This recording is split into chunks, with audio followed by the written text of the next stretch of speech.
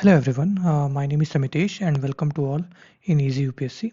So in this lecture, I'm going to discuss about theory of justice. So as you know, we are into a lecture series related to Western political thought, and this gonna be the second lecture in that particular lecture series. So let's begin.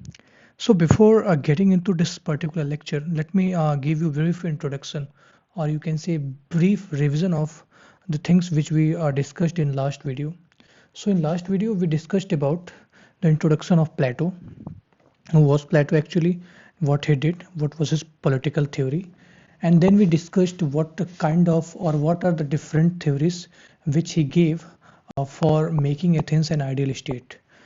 Like he gave theory of justice, then theory of idea, and then theory of communism and theory of education. Now in this particular lecture, we'll discuss about theory of justice.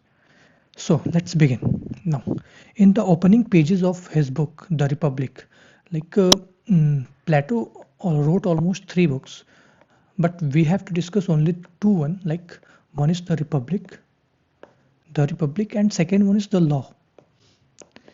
So this was Plato's mature work,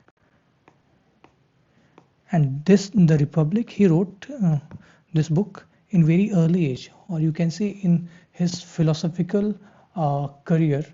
He wrote this book in very early stages. So, in the opening pages of his book, The Republic, he argues that justice is the greatest good that people can attain as individuals and as a member of large political community. Now, these lines we will conclude it later because this is a sort of conclusion which Plato mentioned earlier in his book, The Republic. So, what was his theory of justice? So, his theory of justice was based on the dialogue between Socrates and his four disciples by the method of dialectics. So, what is the method of dialectics which Socrates had? So, dialectics means let us suppose there are two people, one is A and another one is B. Now they are discussing on certain topic. Let us suppose that topic is justice. Now, one said that justice means something like repaying someone's debt, like what you borrowed from that particular person, you are repaying that thing on a certain time, on fixed timing. And the person B is arguing that performing his duty is justice. That means if you are if you are joined with certain kind of duty, if you are asserted, or if you are claimed to be doing certain kind of duty, then you must perform that duty. That is justice. Now these both arguments are conflicting with each other, or you can say this is thesis or this is antithesis. And what will be the outcome will be, I mean, the outcome will be synthesis. That means a filtered argument will get out of that conversation, and that is the method of dialectics. That means striking or correlating two contrasting, that means two different kind of statements, or two different kind of point of views, and then try to find out something new out of that. So that is the method of dialectics. Now there was a dialogue happening on the at the place of Socrates between his four disciples. One is Cephalus, Thrasymachus, and then the Polemarchus. So there were two or three disciples or four disciples at the place of Socrates, and they were discussing about the justice. What is justice in the society? Justice in the state. So Plato make his whole theory of justice based on this dialogue between Socrates and his four disciples. Now, what Plato argues, sorry, I wrote it wrong, sorry. Plato. Plato argues that state is a natural entity because no one is self-sufficient and human beings need each other. Now, if you look at the state historically means the process of evolution, then you find that first man, or you can say people, come together, they created family, Then over the time, for fulfilling their needs, they created mm, sorry they created mm, villages, and then they created towns, and then they created states. So historically this is true. That means first family comes, then state comes. But if you look through the point of view of being uh, fulfilling his needs, who can fulfill your needs properly? That means state is a larger entity. It has a huge some amount of resources which can fulfill your needs better. So if you think, or you are accepting, or you adopting a point of view based on the need, then state will come first. So Plato argues that state is a natural entity, and because no one is self-sufficient and human beings need each other, so state comes first. Now, now state can become a self-sufficient entity if it maintains the appropriate division of labor. Now, here Plato gave a very beautiful statement that state is individual writ large. What is the meaning of this particular statement? This means that state is a bigger form of individual. That means if there is a principle which is organizing, let us suppose this is principle of justice, justice, or you can say accountability, which is organizing different political authorities of a state. Suppose these are different political authorities of a state. So same principle of accountability can be implemented. Sorry, the same principle of accountability can be implemented on the person also. Similarly, if any ethical principle, let us suppose justice, kindness, can correlate or can bind people together, then the same principle can also be applied on the state also. This is the meaning of state is individual writ large. That means justice at the level of person can be replicated on the level of state also. So that was the meaning of state is individual writ large. Now, now state can become a self-sufficient entity if it maintains the appropriate division of labor. Now what is the meaning of appropriate division of labor? So let's discuss. So division of labor, Plato's division of labor consists three classes having a specific end and manifest a specific set of virtues to attain its end. Now what is the meaning of end here? End here means teleology, teleos. Teleos means destiny. Destiny means the final purpose, final point a person want to achieve. Let us suppose I am preparing for civil services examination, and in my life what I want to achieve is becoming an IAS officer. So this is my teleos. So similarly, Plato's division of labor consists three classes. That means let me give you a brief diagram here. Let us suppose this is the society, and it is divided among three classes. One is guardian class, this is auxiliary class, we'll discuss about it, and this is craftsman class. So so this division of labor, or you can say division of classes, each classes has certain end. That means Plato argues that the guardian class has its end of being ruler of the society, being ruler of the society. Similarly, auxiliaries will be lower guardians, and their ultimate destination, their specific end will be becoming warrior class. That means protecting the society. Similarly, craftsmen, the ultimate destination of craftsmen will be doing economic activity and fulfilling the need of the society, need of the economic sort of consideration of the society. So this is the specific end of each classes. Now, what he said, first class will be guardian class with the virtue of knowledge or wisdom, so it will be a ruler class. Now he talks about virtue of knowledge. What is the meaning of virtue?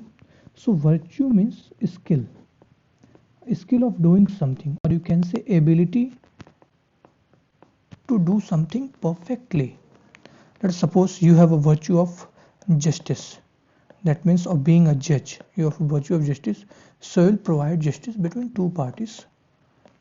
So this is the virtue, this is the meaning of virtue. Similarly, a guardian class will become ruler class only if it has the virtue of knowledge. That means he has the knowledge to decide what is right and what is wrong for any particular person. Now we'll discuss about the whole purpose of this particular division of labor, or you can say this particular theory of justice later in this particular video, but just try to understand what is this division of labor. So second will be lower guardians or auxiliaries with the virtue of courage, so it will be a warrior class. So courage means they have courage to protect the society. So the lower guardians or auxiliaries which got the middle place in this social strata, so there will be warrior class. Similarly, the third will be craftsman class with the virtue of temperance. That means restraint. That means no want or no fond for their passions. So that means virtue of temperance. So it will be economic class. So what is the basic conclusion of this particular division? So basically Plato's division of labor was significantly, this is a division of virtues. That means this division of labor in different sense or in a different way is actually a division of virtues. That means a person with certain set of virtue will become certain class of the people. That means a person with virtue of knowledge will become ruler, whether it belongs to a craftsman class or whether their guardian belongs to craftsman class or warrior class. If that particular person has certain set of virtue, that means if that person has the virtue of knowledge, then he will become a ruler in that particular society.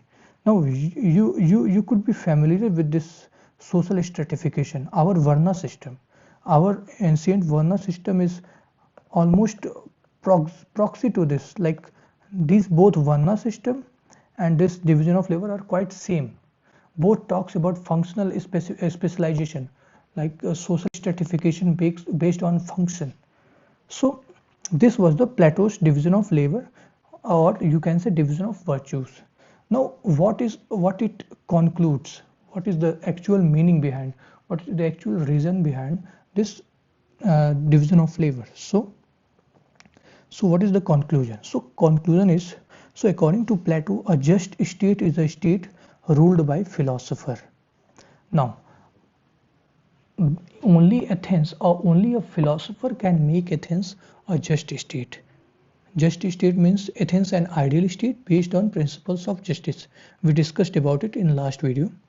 That means a state in which the appropriate division of classes and therefore of virtues is maintained. That means only a philosopher or a ruler with the knowledge of philosophy can do this division of labor appropriately, or you can see this division of virtues appropriately in a society.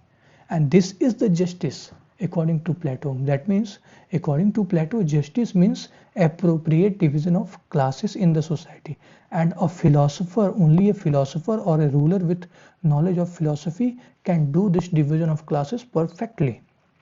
So what is the conclusion? So justice is the virtue of virtues. This is very important line. You must write it in the examination. So what is the meaning of justice is the virtue of virtues?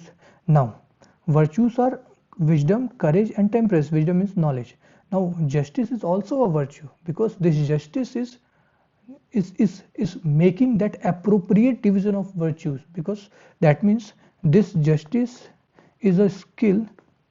If a philosopher has this virtue of justice, he will maintain in the society this division of virtues, that means knowledge, uh, courage and temperance. So this is the meaning of justice is the virtue of virtues. So, so basic principle of justice is functional specialization and proper stationing. That means every person doing his assigned work without interfering into others' work. That means the work which has been assigned to any particular person, he is doing that same work and not without interfering into others' work.